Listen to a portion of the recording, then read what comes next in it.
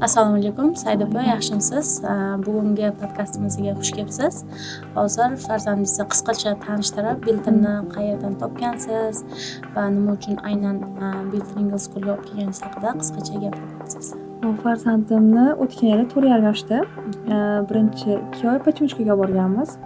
Bu yerda qiziqish bo'lmagan, uyga bilan qilish xohlamasdi. Keyin hali kichkina, balkim hali vaqt kerak deb kuturganmiz va 2 oy ichida kuzatganmiz, o'zgarish bo'lmagan, yaxshi tarafga o'zgarish bo'lmagan. Lekin o'g'lim o'sha paytlar harflarga, sonlarga qiziqib o'zi talaffuz qilib berardi YouTubedan ko'rib. Keyin Instagramdan o'quv markazingiz haqida eshitib, borib ko'rganmiz. U yerda o'sha birinchi darsdan qiziqib, uni 2,5 soat qanaqa o'tirganini birinchi dars o'tirganman, mana kutib, uyimga yaqin edi. O'tirganman, qaytib chiqarmikan. Qaysi filial? Yunusobod filialiga borganmiz. Bizga Yunusobod yaqin edi. Keyin xursand bo'lib chiqqan, ayniqsa eng yoqqan speaking bo'lgan unga. O'tda qo'shiqlar orqali o'rgatish yoqqan juda ham darslarni. Shunaqa qilib keyin davom etib ketganmiz Yunusobod filialida. 4,5 yoshli demak farzandingiz masalan o'qigan bo'lsa kamida 6 yosh yoki 5,5 yosh o'zidan katta bolalar bilan o'qigan baribir, to'g'rimi? U yerda qiynalmaganmi ular bilan yoshi yoki boshqa narsasi? Yo'q. Xalaqit bermaganmi? Yo'q, qiynalmagan. Yaxshi chiqishib ketgandi. U o'qituvchilarga ham, guruh anaqasiga ham bog'liqda, qanaqa dars o'tishiga ham, bola bilan munosabatda bo'lishiga ham bog'liq deb o'ylayman. Qiynalmagan, biror marta darsga bormayman demagan. Hamma so'rardi-da, qanaqa o'tiribdi 2,5 soat. O'g'lim ham sho'x, o'ziga yarasha. Yo'q, xursand dars qilardi. Birinchi UGS va speaking UGS'ni qilardi, oxirida yozish, chunki yozishda qiynalardi-da. Yoshiga yarasha deb o'ylayman. Yoshi to'g'ri. Demak, o'zi kichkina yoshdagi bolalar, demak, ularga o'zi faqat asosan speaking birinchi o'rgatiladi. Masalan, maktablarda ham birinchi sinfda, masalan, maktabda ishlagan paytim faqat og'zaki o'rgatiladi. Umuman yozdirilmaydi, og'zaki o'rgatilardi men ishlagan paytimda. Keyin 2-sinfdan srazi masalan qo'yib ketilardi, kitob qo'yilardi, srazi yozish, o'qish boshlanib ketardi. Bola harf o'rganmasdan turib o'sha 2-sinfdan o'sha paytda shunaqa bo'lardi. Mani eng og'riqli nuqtam o'sha bo'lganda, o'sha payt maktabda ishlagan paytlarim endi birinchi marta ingliz tili kirib kelgan birinchi sinflarga 2013-yilda. U paytda 5-sinfdan qo'yilardi ingliz tili darslari. Birinchi sinfdan qo'yilgan, u payt men fransuz tilidan dars berardim. Baribir fransuz tili va ingliz tili qaysi chet tili bo'lishidan qat'iy nazar baribir birinchi sinfda og'zaki bo'lib 2-sinfdan уже srazu o'qiydigan narsalarni berib qo'ysa baribir bola qiynaladi-ku, hamma ham teng qabul qila olmaydi. Har bitta shaxs, har bitta bola individual. O'sha narsani men rosa niyat qilardim. Qani shu darslarimiz ko'proq bo'lsa-da, bolalarga o'qishni o'rgatsam, birinchi to'g'ri talaffuz qilishi, etapma-etap olib chiqib o'rgatilsa, mana shuni to'g'ri olib keta oladi bola degan narsa rosa xohishmanda kuchli bo'lardi o'sha paytda. Lekin endi baribir maktabda bilamiz, vaqt chegaralangan, qaysi masalan 45 minut dars o'tishingiz kerakmi? 45 minut ichida masalan 20 ta bolaga o'tishingizga to'g'ri kelib qoladi. Masalan, o'quvchilar ko'p, 2 bo'lganingizda ham masalan ko'p o'quvchi soni ko'p bo'ladi va siz o'zingiz xohlaysizmi yo'qmi, o'zingiz xohlagan natijaga erisha olmay qolishingiz mumkin-da baribir bunaqa qisqa vaqt ichida. Shu narsani o'ylab keyinchalik mana Alloh nasib qilgan ekan, imенно o'sha o'zimiz xohlagan etapda, o'zimiz xohlagan tizimda bolalarni o'sha etapma-etap olib chiqishni demak biz yo'lga qo'ydik. Demak, bunda faqat bola demak yozish emas yoki faqat speaking emas, har tomonlama hammasi bittada olib ketiladi, bolani qiynamagan holda-da. U narsa masalan har tomonlama bolaga yordam beradi. Bitta so'zi ham bola yozilishini bilyapti, ham uni demak og'zaki talaffuzini bilyapti. Demak, ham ko'rganda o'qiy olyapti. Bu narsa masalan imенно mana shu 5,5 yosh, 6 yosh bolalar uchun demak juda ham zo'r natija deb o'ylayman-da. Endi aytyapsiz, siz olib borgan paytingizda Pachimchkaga rus tiliga olib borgansiz, to'g'rimi? Rus tili ham bo'lgan, rus tili ham bo'lgan. Ikkalasiga ham qatnashgan. Shunaqa bir kun rus tili, bir kun ingliz tili bo'lardi. Imенно ingliz tilisida masalan qanaqa bo'lgan? Masalan, rus tilisiga qiynalganmi, ingliz tilisigami u yoqda? Ikkalasida ham masalan bitta haftada A harfi bo'lsa, shuni yozish kerak, o'qish kerak edi. A bo'yicha she'r beriladi rus tilida. Anglizkida A bo'yicha so'zlar. Lekin o'g'lim qilmasdi. Men keyin majburlasam jahli chiqardi, xohlamasdi. Uyga ham 2 kunda 3 kunda bitta tashalardi. Ya'ni har bitta dars bitta uyga bo'lmas, 2-3 kunga bittalab uyga bo'lardi-da. Juda kam edi demoqchiman. Lekin men hozir hayron qolyapman, nimaga qilgisi kelmasdi deganingizga hayron qolaman. Chunki Shohizamon bu yoqda mana bizda Biltinda eng birinchi tashdida vazifalarni men ko'raman. Misol uchun hech ham qoldirmay tashlaydigan o'quvchilardan-da Shohizamon. Masalan, hozir endi u yoqda qilmagan deganingizga lekin rosa hayron qolaman. U qiziqtira olmaganidanmi yoki qanaqada nima deb bolaga o'rgatish baribir oson narsa emasda. Eshitgan sinvita AS bo'lgan bilan opa bolaga o'rgatish bu boshqa narsadir dedi. Bu AS 9,5 bo'lsa ham bolaga o'rgatish bu butunlay boshqa narsa deb.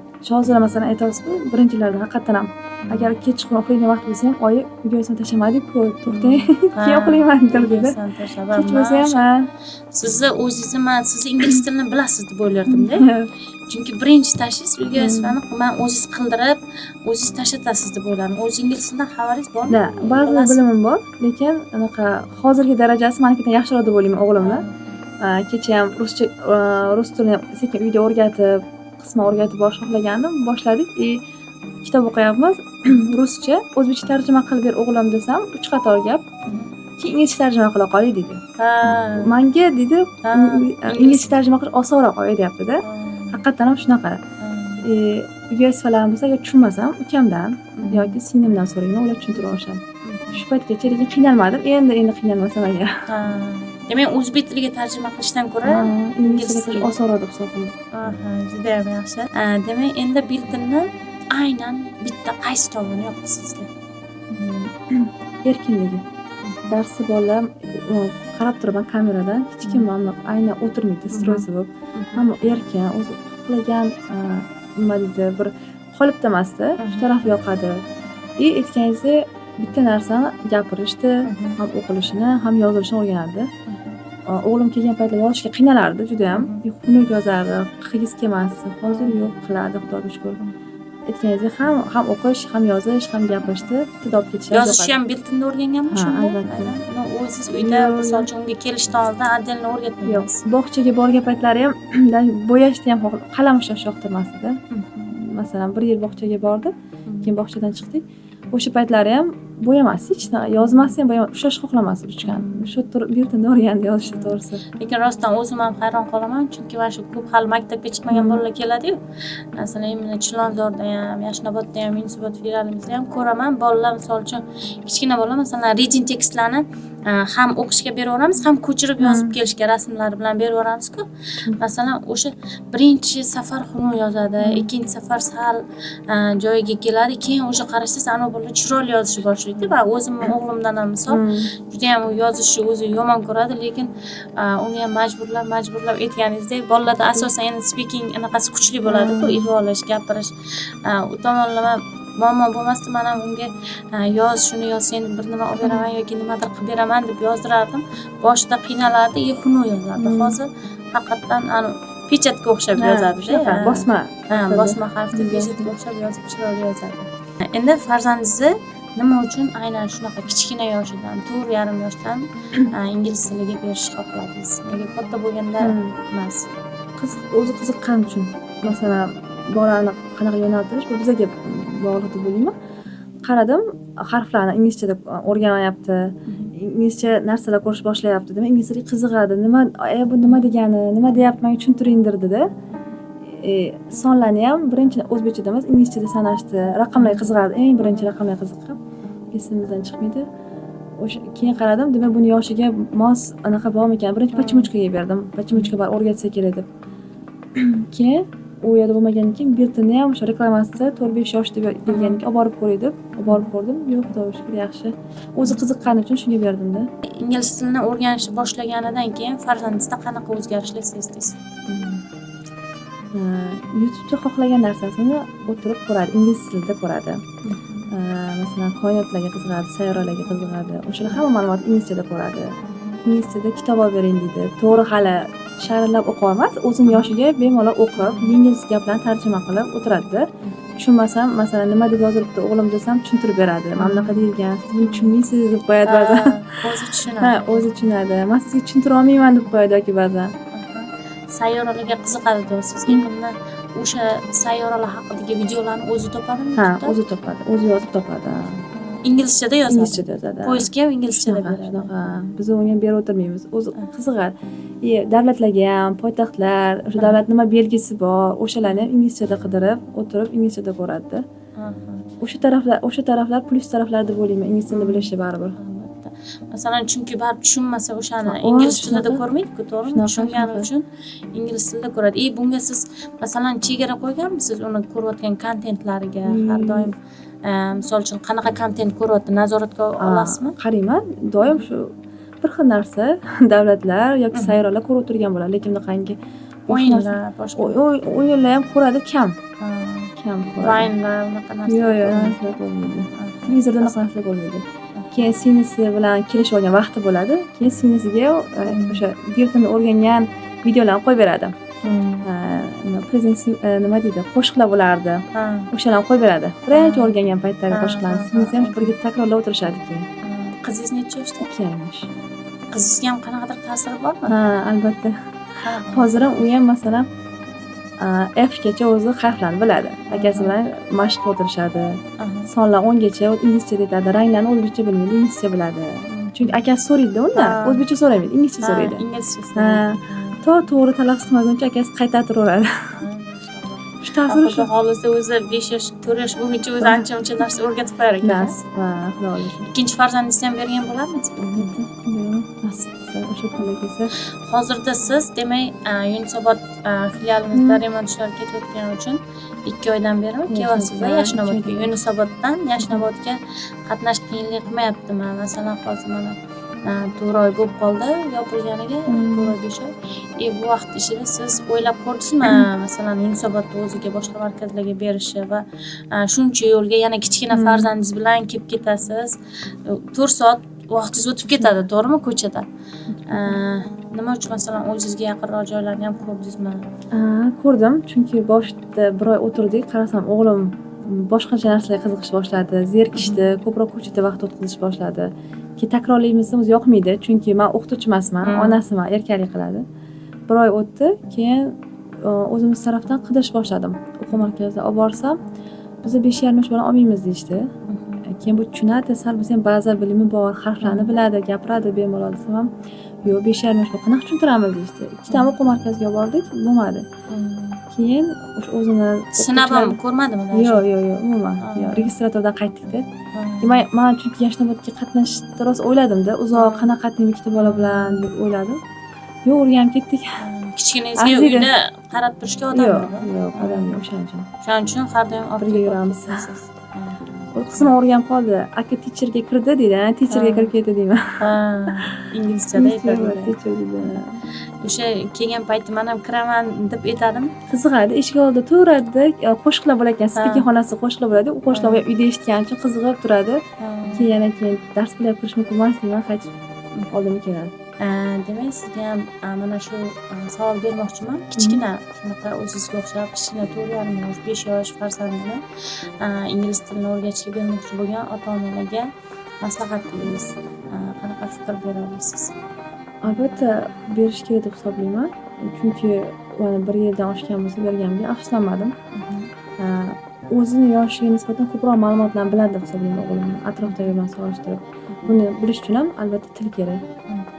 Shuning uchun tavsiya qilgan bo'lardim albatta berishni. Farzandingizga bilimlariga bilim qo'shilsin. Aytganingizdek, o'sha Xudo xohlasa mana Yunusobod filialimiz ham yaqinda yana ochiladi. Qaytib kelasizlar.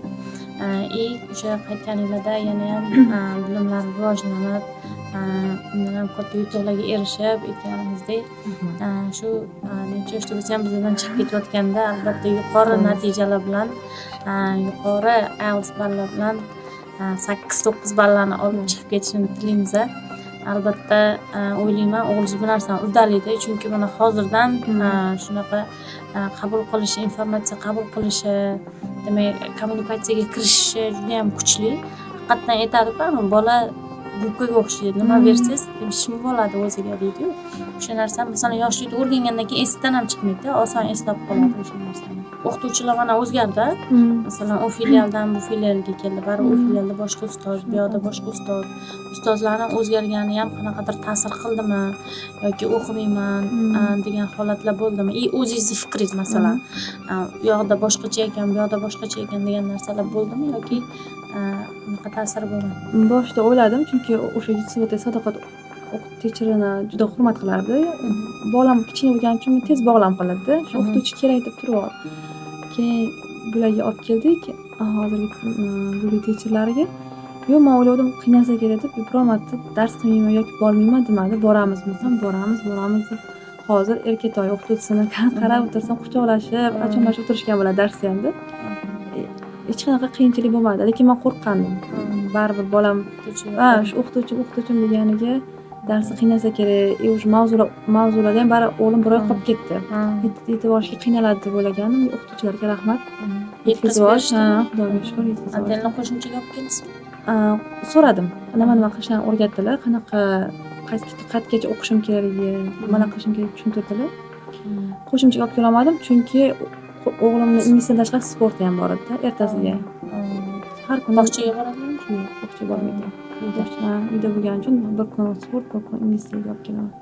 Keyin mana aytdingiz-ku, bolalar erkin turib yuradi o'rnidan. Shu turib yurganda ham nimani o'rganadi, eshitmaydi degan narsa xayol bo'ladimi masalan? Bir xil bu yoqdan ko'rib turib birinchi kelgan ota-onalar aytadi, bolalar turib yuribdi-ku, o'qituvchini eshitmayapti-ku, chunki mana bu ovoz chiqmaydi ularda, ovoz chiqmagani uchun shunaqa fikr bildiradi-da. Sizda qanaqa fikr bo'ladi? Yo'q, men boshida o'ylaganman, hayron qolganman, nega urushmayapti o'qituvchilari debdi. Lekin o'g'lim masalan qolgan mavzulardan ko'ra speaking uyga kelib bemalol gapirib beradi. Demak o'ylaymanki, men o'sha yerda yursa ham, bemalol yursa ham qulog'i o'qituvchisida bo'ladi, eshitadi uni.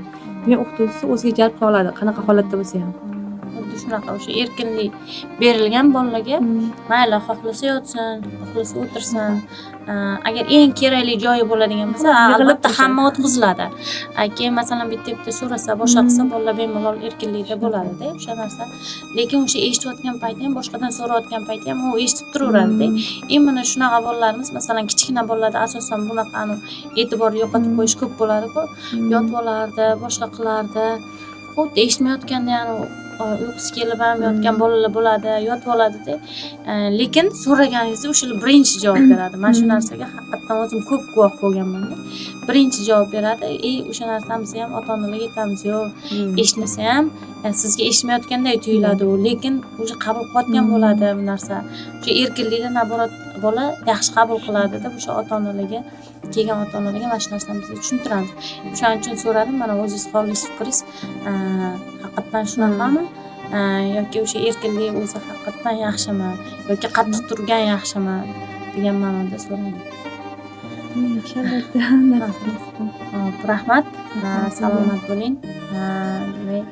Yana ham yutuqlari bardavom bo'lsin, ilmlari ziyoda bo'lsin. Sizlarga ham rahmat. Sizlarga ham kattakon rahmat. Salomat.